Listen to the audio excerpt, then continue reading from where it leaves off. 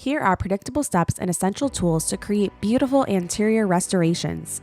It starts off by ensuring that there is no periodontal involvement using a piezo scaler and the Aerosol Assist. Preparations are started with an air-driven handpiece using a coarse diamond burr to get the majority of the work done. An electric handpiece is used with a fine diamond to perfect the preparations. Speeds are altered starting at the max speed of 200k RPM, then ramping down to 100k and 60k RPMs for final touches. Using the best tools versus inexpensive ones make a world of a difference. If you are trying to achieve the best results, it is important to use the best equipment and materials. A single cord is all that is needed when using the two-step impression technique.